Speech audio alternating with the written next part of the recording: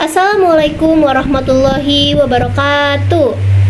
Perkenalkan, nama saya Miftah Azahra Putri Arif dari kelas 1B Ilmu Komunikasi dengan NIM 2501030100.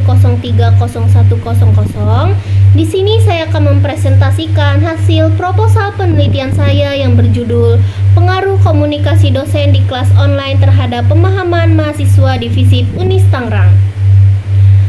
Yang saya hormati Ibu Ferawati Fajrin, SPD MPD selaku dosen pengampu mata kuliah Bahasa Indonesia, izinkan saya untuk mempresentasikan hasil proposal penelitian saya. Baik, yang pertama, alasan saya memilih judul Pengaruh Komunikasi Dosen di Kelas Online Terhadap Pemahaman Mahasiswa ini karena berdasarkan pengamatan yang dilakukan kepada mahasiswa FISIP Unis Tangerang, masih banyak perkuliahan yang dilakukan secara online hingga saat ini. Namun dalam pelaksanaannya, tidak semua mahasiswa mampu memahami materi perkuliahan dengan baik. Beberapa mahasiswa terlihat bingung meskipun materi yang diberikan oleh dosen sudah baik.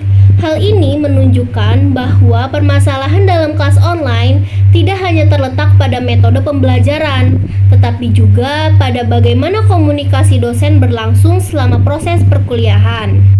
Baik, kita lanjut dengan slide berikutnya, yaitu definisi dari kelas online.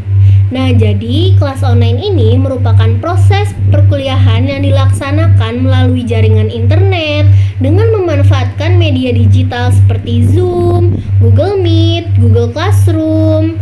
Nah, dalam kelas online ini, dosen menyampaikan materi pembelajaran bisa melalui video, presentasi, atau pesan tertulis dari WhatsApp, maupun pemberian tugas secara daring.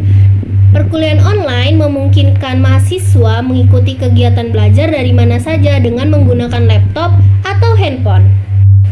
Baik, dilanjut dengan pengaruh komunikasi dosen dalam kelas online.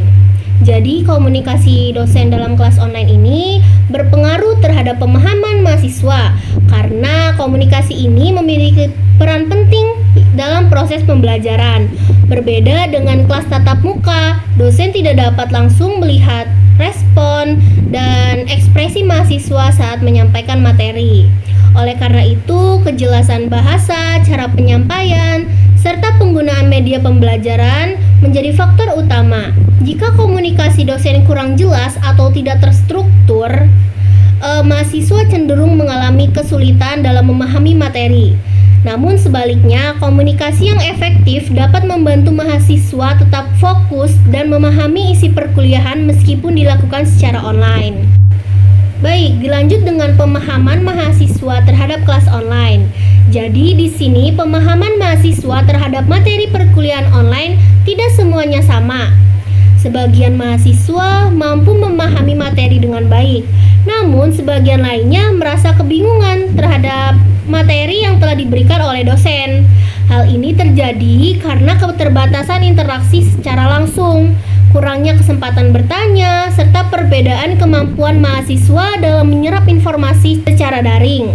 Nah, pemahaman mahasiswa tidak hanya dipengaruhi oleh metode pembelajaran online, tetapi juga oleh bagaimana dosen berkomunikasi selama proses perkuliahan berlangsung. Baik, dilanjut dengan materi, apa saja hambatan yang terjadi dalam kelas online. Jadi di kelas online ini tentunya ada beberapa hambatan yang mempengaruhi pemahaman mahasiswa dalam kelas online. Nah, salah satunya hambatan utama adalah jaringan internet yang tidak stabil sehingga suara dosen sering terputus atau tidak terdengar jelas. Selain itu, penggunaan media pembelajaran yang kurang maksimal serta kurangnya ruang diskusi yang aktif membuat mahasiswa kesulitan untuk memahami materi. Nah, gangguan dari lingkungan sekitar ini juga berpengaruh terhadap konsentrasi mahasiswa yang kurang fokus selama perkuliahan berlangsung. Hambatan ini membuat informasi yang diterima mahasiswa diterima dengan tidak utuh atau tidak jelas. Lalu dilanjut dengan komunikasi efektif dalam pembelajaran online. Nah, selama perkuliahan online, ada komunikasi efektif yang bisa dilakukan dalam pembelajaran online. Salah satunya agar komunikasi dalam kelas online ini berjalan sebagaimana mestinya, dosen perlu menyampaikan materi dengan bahasa yang sederhana, jelas, dan terstruktur. Nah, penggunaan media pembelajaran ini juga bisa menarik dan mudah dipahami seperti slide ringkas atau video penjelasan yang sangat diperlukan. Nah, selain itu, dosen perlu membuka ruang diskusi dan tanya jawab agar terjadi komunikasi dua arah. Pemberian umpan balik kepada mahasiswa dapat membantu meningkatkan pemahaman mereka. Dengan komunikasi yang efektif, proses pembelajaran online dapat berjalan lebih optimal dan tujuan pembelajaran dapat tercapai. Baik, dari semua materi yang sudah saya jelaskan tadi, ada kesimpulannya yang bisa saya ringkas, yaitu kelas online merupakan bentuk pembelajaran yang memanfaatkan media digital dan internet.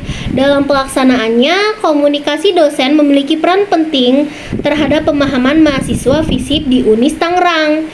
Nah, komunikasi yang kurang jelas dapat menyebabkan mahasiswa sulit memahami materi, ditambah dengan hambatan yang seperti keterbatasan interaksi dan jaringan internet. Oleh karena itu, komunikasi dosen yang efektif, jelas, dan interaktif sangat dibutuhkan agar pembelajaran online bisa berjalan dengan baik. Baik, cukup sekian materi yang bisa saya sampaikan. Kurang lebihnya mohon maaf. Wassalamualaikum warahmatullahi wabarakatuh.